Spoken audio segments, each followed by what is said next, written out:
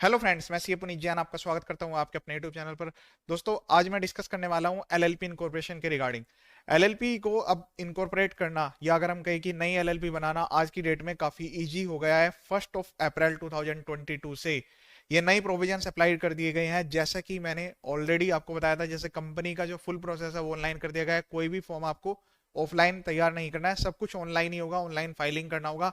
Same उसी को base रखते हुए अब एलएलपी में सारा का सारा प्रोसेस ऑनलाइन होने वाला है। मैं आज की वीडियो में डिस्कस करने वाला हूं कि आपको किस तरह से अपनी एलएलपी को इनकॉर्पोरेट करना है, क्या क्या प्रोसेस रहेंगे। वीडियो को पूरा एंड तक देखिएगा। चलिए स्टार्ट करते हैं आज का वीडियो। सबसे पहले हमें क्या करना है, गूगल पर हमें टाइप करना है एमसीए।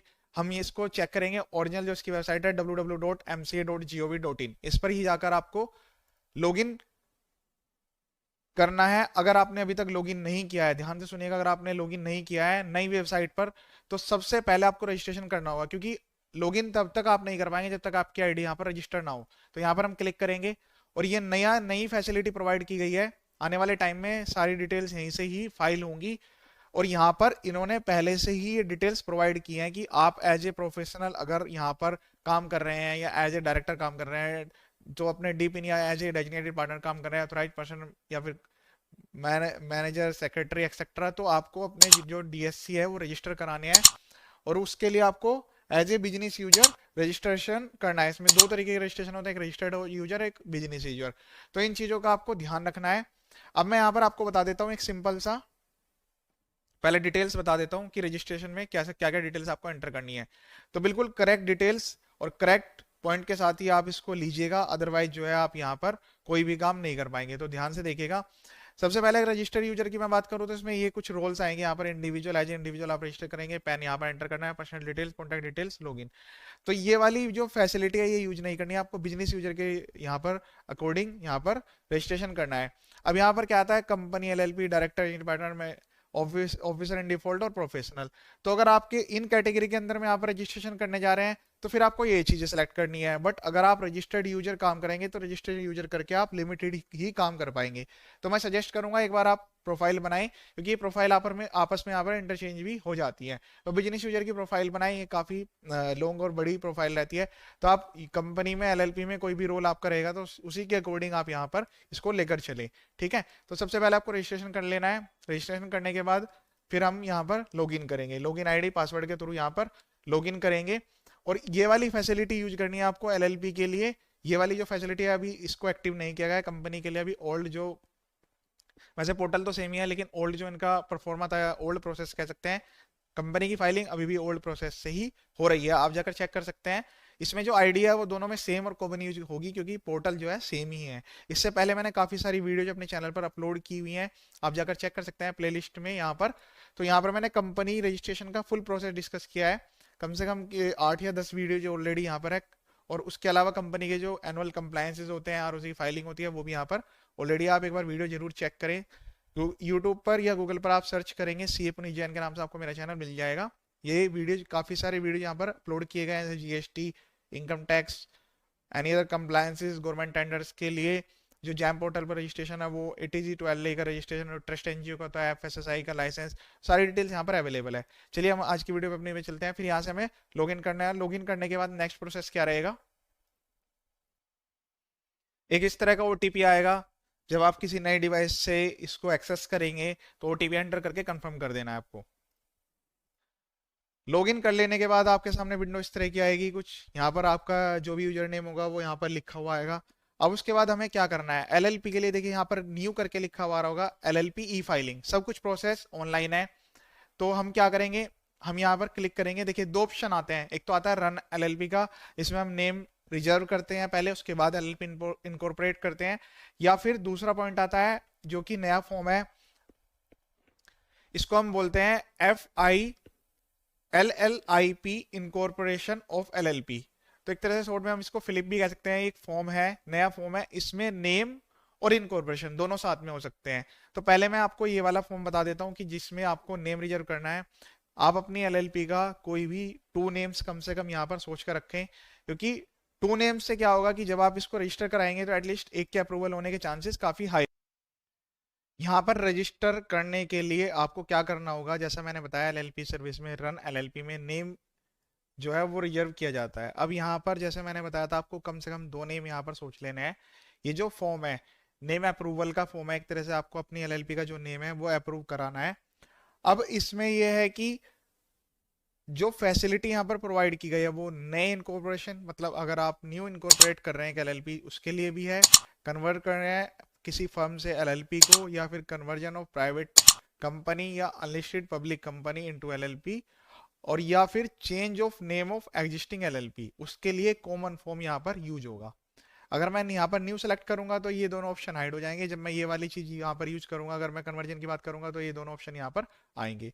तो मैं यहाँ पर न्यू इनकॉर्पोरेशन की बात कर रहा हूँ। न्यू इनकॉर्पोरेशन के लिए सबसे पहले मुझे क्या करना होगा, इंडस्ट्री सर्च करनी होगी कि मैं किस इंडस्ट्री के अंडर अंडर में यहाँ पर अपना नेम रिजर्व कराने वाला हूँ। तो एक चीज का आपको ध्यान रखना है, जो आपका नेम है वो आपका जो सब क्लास होगा, मतलब एनआईसी कोड जो कि एमसी की वेबसाइट पर नोटिफाइड है, वहां से मैच होना जरूरी है। अगर ऐसा नहीं है तो इसमें दिक्कत क्या आती है कि जब आपकी जो नेम अप्रूवल की जो फैसिलिटी है अगर वो मैच नहीं होगी, तो फिर आपको इनकॉर्पोरेशन में आगे चलकर प्रॉब्लम आएगी।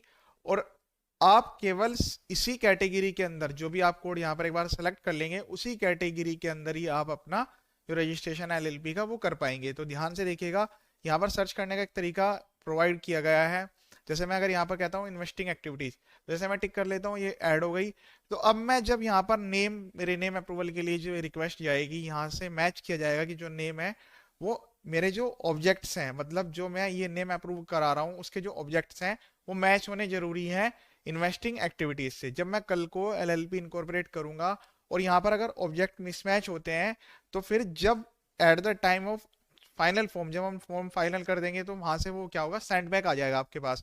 तो इस चीज का आपको ध्यान रखना है कि जो यहाँ पर एनआईसी कोड है, मतलब जो भी आपके बिजनेस के कोड है, वो एमसी की वेबसाइट पर जाकर एक बार आपको चेक कर लेना है, ठीक है।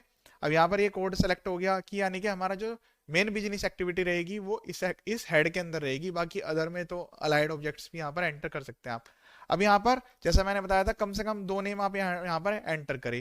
जैसे कोई भी नेम आप ले सकते हैं,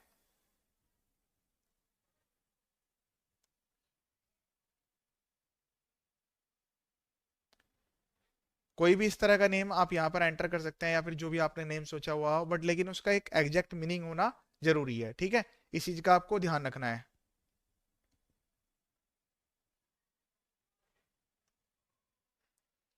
फिर उसके बाद यहाँ पर आपको अटैचमेंट लगानी है। अगर आपके पास इस नेम से रिगार्डिंग कोई भी ट्रेडमार्क या एनी अदर रजिस्ट्रेशन है, तो उसकी जो डिटेल्स है वो यहाँ पर सबमिट कर देनी है। फिर यहाँ पर ऑटो चेक द फॉर्म पर क्लिक करना है। ये फॉर्म जो है ऑटोमेटिकली चेक होगा।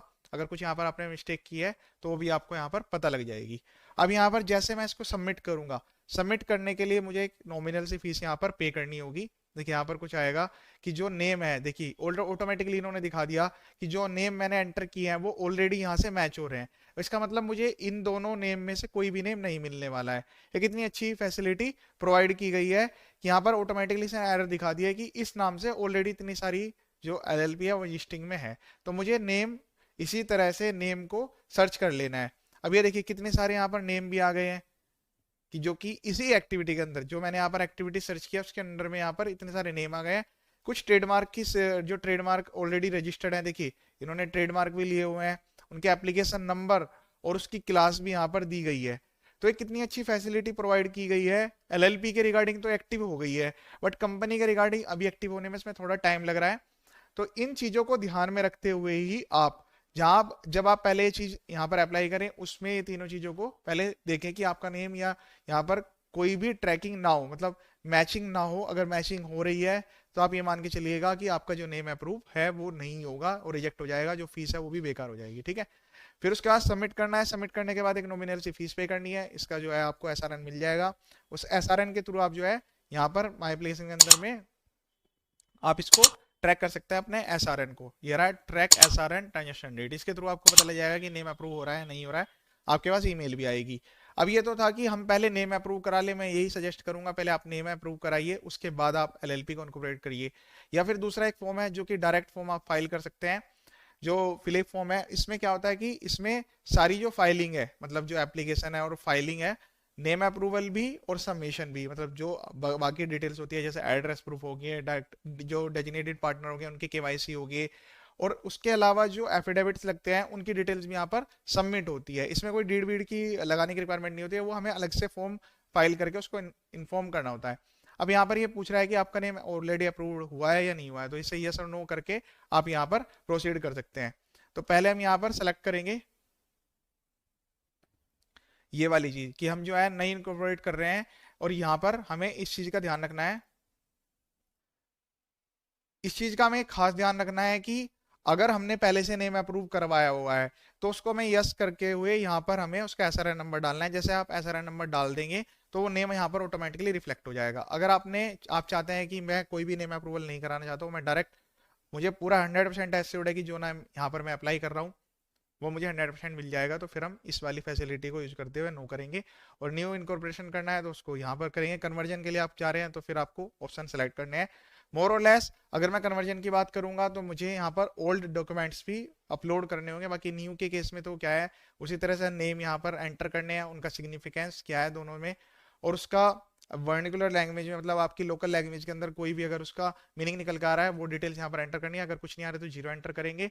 और ये क्या जो प्रपोज नेम है वो किसी ट्रेडमार्क के बेस पर अगर आप ले रहे हैं तो उसको यस करेंगे। तो यहाँ पर अटैचमेंट आपको लगानी होगी, आपने आपके पास अप्रूव्ड है। अगर अप्रूव्ड भी नहीं है तो किसी दूसरे का ट्रेडमार्क आप अगर यूज कर रहे हैं तो उसकी अप्रूवल यहाँ पर लगानी है। किसी एग्जिस्टिंग कंपनी का आप नेम सेम एज एलएलपी में यूज कर रहे हैं तो वो भी आपको यहाँ पर अटैचमेंट लगानी है। फिर उसके बाद सेव एंड कंटिन्यू पर क्लिक करना है, और सेव एंड कंटिन्यू पर क्लिक करने के बाद नेक्स्ट, यहाँ पर नेक्स्ट जो परफॉर्म आएगा वो कुछ इस तरह से होगा। अब यहाँ पर क्या आएगा, फॉर्म आएगा पूरा कंप्लीट। यहाँ पर आपको अपने एलएलपी का एड्रेस एंटर करना है, कॉन्टेक्ट डिटेल्स एंटर करने हैं, जो भी आपका लोकल एड्रेस का प्रूफ है, मतलब जो भी आप रजिस्टर्ड एड्रेस बना रहे हैं उस एड्रेस के लिए एड्रेस प्रूफ यहाँ पर आपको अटैच करना होगा, जैसे rent agreement, conveyance deed, lease deed, rent receipt, और उसके साथ साथ latest utility bill. Utility bill में यहाँ पर जो है लेटेस्ट इलेक्ट्रिसिटी बिल हो गया, कोई भी गवर्नमेंट टेलीफोन या महानगर निगम का जो यूटिलिटी बिल आते हैं वो यहाँ पर आपको अटैच करने हैं। फिर उसके बाद नेम लेना है, जो भी आप यहाँ पर एड्रेस लिखेंगे उसके अकॉर्डिंग यहाँ पर ऑटोमेटिकली जुडिशनल जो भी आरओसी होंगे उनकी डिटेल्स यहाँ पर ऑटोमेटिकली रिफ्लेक्ट हो जाएगी। ठीक है, अब उसके बाद क्या होगा कि यहाँ पर जो एनआईसी कोड है वो यहाँ पर आपको सर्च करना है, सेम ऐसे जैसे मैंने पहले बताया था। और उसके बाद यहाँ पर आपको ये एंटर करना है कि कितने आपकी कंपनी में पार्टनर रहेंगे, डेजिग्नेटेड पार्टनर कितने होंगे, उनके पास कितने पर्सन के पास ऑलरेडी डी पिन है या नहीं है। जो डिन नंबर है और जो डी पिन नंबर होता है दोनों में सेम यूज होता है, मतलब अगर आप किसी एग्जिस्टिंग कंपनी में डायरेक्टर हैं तो जो आपका डिन नंबर है वो यहाँ पर as a D pin use होगा। वो डिटेल्स यहाँ पर सिंपली आपको भरनी है। फिर उसके बाद अगर आप इसको यहाँ पर लिख देंगे कि आपके पास वैलिड डिन नहीं है तो आप इसी फॉर्म के थ्रू डिन भी ले सकते हैं, या फिर मैं डी पिन बोलूँ तो वो भी आप यहाँ पर अप्लाई कर सकते हैं। उसके लिए बेसिक डिटेल्स जैसे कि name, father name, gender, date of birth, nationality, ये बिल्कुल बेसिक सा फॉर्म है, ये आपको भरना है। और इसके साथ साथ जो भी आपने डिटेल्स एंटर किए हैं उनके प्रूफ यहाँ पर अटैच करने हैं, आईडी में और रेजिडेंट प्रूफ में। तो ये दोनों चीजें अटैच करने के बाद जितने भी पर्सन के लिए आप ये फॉर्म भर रहे हैं सबके लिए आपको एक एक चीज यहाँ पर अटैच करनी है। अब यहाँ पर सेव करना है। नेक्स्ट करने के बाद जो भी यहाँ पर डिटेल्स है उनको सेव करके आपको नेक्स्ट कर देना है। पहले सेव करते रहना है डाटा को, फिर नेक्स्ट करना है। नेक्स्ट फॉर्म पे आपको मिलेगा यहाँ पर जो भी आप, अब जितने लोग यहाँ पर डिटेल्स आपने एंटर किया उनमें से कितने डेजिग्नेटेड पार्टनर बनेंगे, अदर पार्टनर कितने रहेंगे, और उसके बाद यहाँ पर अटैचमेंट लगानी है। अटैचमेंट जैसे कि यहाँ पर ऑलरेडी यहाँ पर अटैचमेंट सबमिट हो चुके हैं, बट लेकिन जो कन्वर्जन या फिर अगर हम किसी प्राइवेट लिमिटेड का एलएलपी में कन्वर्जन कर रहे हैं उसके लिए अटैचमेंट की वहाँ पर बात की जा रही है। अदरवाइज और कोई अटैचमेंट्स अलग से लगाने की रिक्वायरमेंट नहीं है। अगर आपने 100% नेम अप्रूव कराने के बाद आपको लगता है कि हाँ मैंने ये नेम अप्रूव करा लिया था पहले ही और अब मुझे कंफर्म है कि मेरी जो एलएलपी है वो इनकॉर्पोरेट हो जाएगी 100%, तो यहाँ पर आप डीड भी लगा सकते हैं, बट एज सच कोई रिक्वायरमेंट नहीं है। उसके बाद रिव्यू करके प्रोसीड करके सबमिट कर दीजिएगा फॉर्म को। इसमें एक नॉमिनल सी फीस आएगी जो आपको पे करनी होगी। तो दोस्तों ये था कंप्लीट प्रोसेस कि जिसमें हम नए फॉर्म में हम एलएलपी किस तरह से इनकॉर्पोरेट करेंगे। एलएलपी को इनकॉर्पोरेट करने का जो तरीका है, लिमिटेड लाइबिलिटी पार्टनरशिप को इनकॉर्पोरेट करने का तरीका काफी इजी कर दिया गया है। इसी के थ्रू सारा काम हो रहा है, एक ही फॉर्म के थ्रू, जैसे कंपनी में हुआ करता था पहले। इसके लिए अलग अलग फॉर्म फाइल करने पड़ते थे और प्रोसेस भी काफी टफ था और टाइम भी इसमें काफी लगता था। अब ये 2 से 3 दिन के अंदर जो है फॉर्म अप्रूव हो रहा है और इसमें ये अभी 1 अप्रैल से अप्लाई हुआ है, तो आप इसको अप्लाई करके देखिए। इसमें 100% आपको बेनिफिट मिलेगा। क्या बेनिफिट मिलेगा? टाइम सेव मिलेगा आपको। जो भी एक्टिविटी जो कि डायरेक्ट आरओसी कंसर्न आरओसी के पास जाएगी, वहां पे डिटेल्स ऑनलाइन, क्योंकि ऑनलाइन फॉर्म है, सारी डिटेल्स यहीं से आप अपलोड कर रहे हैं, तो इसमें चांसेस है कि ये जो फॉर्म है इसके थ्रू जो एलएलपी का जो इनकॉर्पोरेशन है उसमें जो इसका जो इनकॉर्पोरेशन का जो प्रोसेस है वो एक सिंपल हो गया, और दूसरा इसमें सबसे बड़ा बेनिफिट ये मिला है कि इसमें टाइम भी जो है वो कम लग रहा है।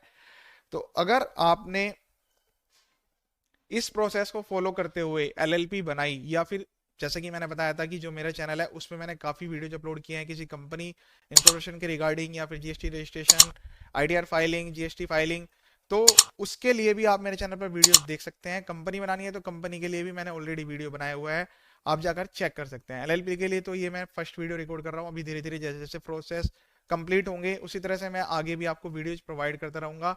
चैनल को अगर आपने सब्सक्राइब नहीं किया तो आप इसको सब्सक्राइब कर लीजिए। वीडियो देखने के लिए थैंक यू सो मच।